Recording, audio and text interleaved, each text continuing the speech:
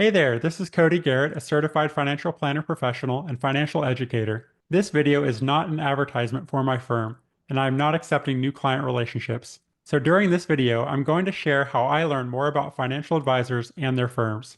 Whether you're an aspiring financial planner seeking to learn more about a firm before a job interview, or an individual or family considering hiring your own financial planner or advisor, you can use this process to reveal insights about the transparency of the firm's offered services, fee structures, conflicts of interest, and more.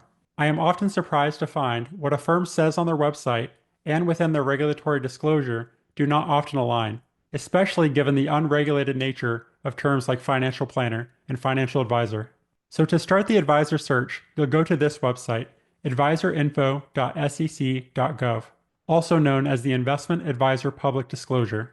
On this page, you can search by the individual advisor or the firm name. Let's enter an advisor's name to start. For this example, I'll start with one of my friends and leading financial educators, Andy Panko, and I have no affiliation with Andy or his firm. When I click search, the individual advisor results are shown as these tiles, each including basic information. We notice Andy's formal name, his CRD, Central Registration Number, which is simply an advisor ID used to track the registration and employment history over time. Next is Andy's current employer registration, which happens to be his own firm, Tenon Financial. Notice the firm has its own CRD number, and we'll learn more about this firm soon. Next, you'll find one or two circles with the following abbreviations. IA stands for Investment Advisor. Notice the E in Advisor. If the circle is filled green, that means current, and blank white means previous. An investment advisor, IA, provides advice or recommendations regarding investment securities for compensation, which may include managing assets for clients. They must act as a fiduciary when working in this capacity, meaning they must put the best interest of their clients ahead of their own or their firm's. In this capacity as an investment advisor with the E, their firms only receive compensation from clients directly, including directly from the investment accounts they manage, if applicable. In general, just because an advisor is registered as an IA, investment advisor, that does not mean they are held to a legal fiduciary standard at all times.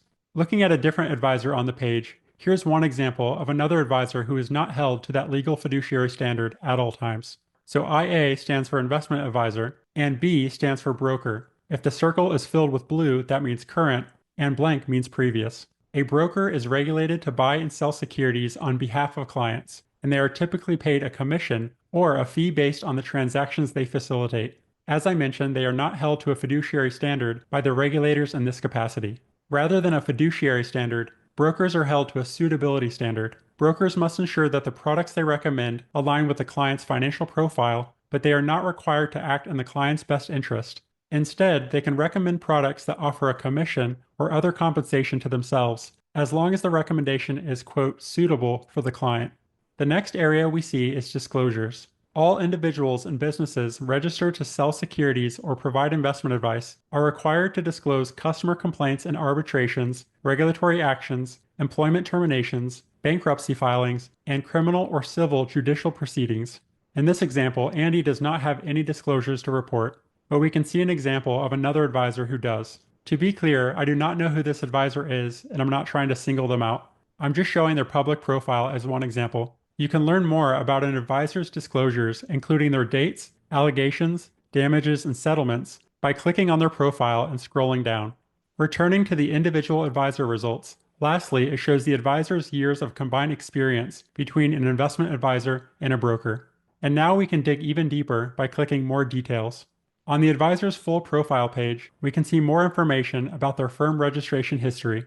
In this example, Andy worked in risk management departments of a few brokerage companies in his previous career from 2011 to 2019 before he launched Tenon Financial in 2019. As we scroll down, we can see which regulatory exams the advisor passed. For brokers, you will find Series 7 and 63, and more recently SIE, and for investment advisors, IA, you will find Series 65, unless it's been waived by holding another professional designation, such as the CFP, Certified Financial Planner, which is the case here. And lastly, you'll find any current or previous registrations. Each of these firms, current or previous, includes a direct link to our next step, researching the firm itself. So if I click on Andy's firm, Tenon Financial, we arrive at the Investment Advisor Firm Summary. There are 3 different PDFs we can look at for more information about the firm. The first is Form ADV Part 1, which is the registration document that financial advisory firms must submit to federal or state regulators, which includes details regarding the advisory firm's business structure and affiliations, services provided, number of advisors and clients served, assets managed, and any disciplinary actions. In a moment, we're going to go through ADV Part 1 in more detail. The next PDF is Form ADV Part 2, which is a firm brochure offered to the public and clients annually to provide plain English explanations of the firm's offered services, compensation structure, conflicts of interest, and advisor backgrounds. And this third link will go to Form CRS, Client Relationship Summary. Again in plain English, this includes the types of services the firm offers, the fees, cost, and conflicts of interest associated with those services, whether the firm has a reportable legal or disciplinary history, and how to get more information about the firm. So let's dig into ADV Part 1. At the top of the form ADV Part 1, we start with Item 1, Identifying Information, which includes the firm's name, the firm's physical address, operating hours, and their phone number. Moving down to Section 1I, this includes the firm's website and any social media accounts. If you visit these websites, hopefully you'll gain a better understanding of the types of clients this firm serves, including whether they create and share any educational content with consumers.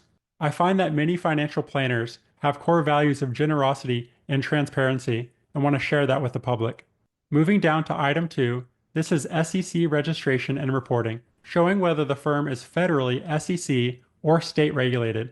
There's nothing particularly good or bad about an SEC registered or a state regulated firm, but it is nice to know the relative size of firm you're working with, whether they manage significant assets or serve clients in numerous states. If an advisory firm is only registered in their state, they can still serve clients nationally, assuming they file with those other states if required. The next section, Item 3, simply tells you the form of organization for the business. In this case, a limited liability company, LLC. Now moving to Item 5, this is where the fun begins. This is information about the advisory business, the employees, clients, and compensation. First, you'll discover how many employees the firm has. This includes full and part-time employees, but does not include any clerical workers. This next line, B1, is so important. Approximately how many of the employees perform investment advisory functions. This lets you know how many employees at this firm are able to provide financial advice to clients. On the next line, we see that no employees are registered representatives of a broker-dealer. You can recall the difference I mentioned earlier between an IA, investment advisor, and a B, broker. Line 3 identifies the IAs, investment advisors. This next line, B5, is very important, as it tells you how many of the employees of the firm are licensed insurance agents. If you are considering working with a firm that has licensed insurance agents on staff, learn more about whether they actively sell investment or insurance products. In this firm's example, they are truly fee-only, which means they are only compensated directly by clients, not for the sale of investment or insurance products. Continuing with Item 5, we now move to clients. This first line, C1, tells us how many clients over the past year were provided financial advice without having their investments managed by the firm. In this example, the firm did not provide standalone financial planning without investment management services. The next section, D, tells us the types of clients, number of clients, and the amount of AUM managed per type over the last fiscal year. So in this example, last year, the firm managed about $131 million for 60 clients. If I divide the $131 million by 60, this tells me the average client has about $2.2 million under management with the firm. If you're looking for a financial advisor to manage your investments, you may consider whether your own investment portfolio falls way below or way above that average. If you're considering working with a financial planner who calls himself advice only, this table should be entirely blank, meaning that they don't manage any investments for any clients at the firm level. Right below that table is compensation arrangements, which is how the firm is compensated for providing investment advisory services such as financial planning and investment management.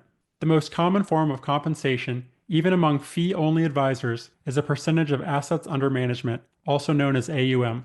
The average percentage charged on assets under management is about 1%, but you may see advisors who charge more or less than that as a percentage. So an example might be an advisor charges 1% on $1 million assets under management. That would be about $10,000 a year.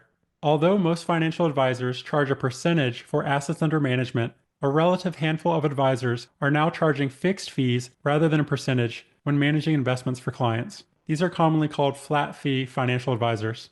rather than charging for investment management based on the changing value of the investment portfolio, which is primarily out of our control as investors. These advisors prefer to charge flat fees for the time and expertise required to manage investments and provide financial planning services. If you're working with a financial advisor that provides financial planning services separate from investment management, you'll find that they charge for their services either as hourly or fixed fees. Right before we break down the types of services advisors can provide, when you see discretionary, that means the client has given the advisor authority, limited power of attorney, to buy and sell securities, rebalance portfolios, and adjust investments without the client's approval before they're executed. Discretionary really means the classic delegation of "please do this for me" of the advisor making the trades on the client's behalf. As we saw before, this firm managed about $131 million last year for 60 clients, and you can see that they managed a total number of accounts of 279, which on average is about 4 to 5 accounts per client, which makes sense. I'm guessing that means taxable brokerage accounts, traditional IRAs, Roth IRAs, inherited accounts, and maybe some others. As a financial planner, we now arrive at what I find is the most insightful section of Form ADV Part 1. The previous section detailed how the advisor is paid by clients, but this section tells us the actual services the advisor provides to receive that compensation. What types of advisory services are you looking for, and what types does the firm actually provide versus what they say on their website? In this example, the firm provides financial planning services and portfolio management for individuals and/or small businesses. And although a firm might say they provide financial planning services in Part G, if you go below to Part H, you'll find if that's actually been provided to clients in the past. So Part H says, if you provide financial planning services, to how many clients did you provide these services during your last year? In this firm's example, we previously saw that they serve 60 clients with investment management, and it looks like they provide financial planning services to all of those clients as well. If the advisory firm does manage investments, under Section 5K, Separately Managed Accounts, we can actually see how the advisor invests within those accounts. The investments under management are categorized by asset type, which could give you a better idea of how the advisor might invest in your account. For example, exchange-traded equity securities are traded on public exchanges like the New York Stock Exchange or NASDAQ. Non-exchange traded equity securities include private company stocks and private placements in private equity. You may see government or treasury bonds, and you may also find securities issued by registered investment companies or mutual funds. Finishing this section about investment management, Section 5K3 tells us the custodians used by the advisor to manage those accounts. In this example, although the advisor doesn't work for Schwab, this is the custodian of the client's accounts. Farther down, we see Item 7, Financial Industry Affiliations. This might give you a good idea of the types of conflicts of interest that may occur between advisors and clients. You may discover that an advisor is affiliated professionally with a broker-dealer, real estate agent, insurance professional, a bank, a law firm, etc. So when the advisor provides personalized recommendations, you should understand if their professional affiliations could conflict with the advice they're giving you. If you consider working with an advisor, ask them for a written disclosure of any conflicts of interest and how they're reducing those conflicts of interest when working with you. Although there's more here, the last thing I'll show you on Form ADV Part 1 is Schedule A, which details the direct owners and executive officers of the firm. It may be helpful to understand if the advisor you're working with has any ownership of the firm. You may also ask the advisor or the firm if the firm has succession or contingency plans in place if something were to happen to your advisor. Before I end this video, I'd like to share some examples of some common red flags I find within the Form ADV. In this example, using a different firm, there are about 3,500 employees on staff. About 1,600 of them provide financial advice to clients, which is only about 46%. This may not be a bad thing necessarily, but I would like to know the roles of the other employees that aren't working as advisors. And right below, we see that about 21 advisors are registered, but only about 75% of them are performing investment advisory functions. In this next section, the firm tells us they manage investments for about 161,000 clients. But if we scroll down, we see that they only provide financial planning services to around 5,500 clients, which is only about 3% of clients. If you find this low ratio between financial planning services versus clients served with investment management, especially if the financial advisor or the firm's website claim they provide comprehensive financial planning, this may be a red flag and misalignment between the services that you want and the services you might receive. And here's one more example of a firm that claims they provide financial planning services but shows in their disclosure that they didn't provide those services to any clients over the past year, although they work with hundreds of clients. And to end the video, I'd like to show you what an advice-only financial planning firm's ADV would look like, which means they provide financial planning services, but no investment management services and no sale of insurance or investment products. In this example, the firm provided financial advice to about 660 clients without assets under management. We also see that the table below for AUM is completely blank. Their compensation arrangements only include hourly charges and flat fees, and we notice they only provide financial planning services, not portfolio management for any clients. And for final verification, they provided financial planning services to around 700 clients, which is in line with the approximate 660 they provided services to without investment management. So anytime you'd like to research a financial advisor or their firm, please head to advisorinfo.sec.gov for more information.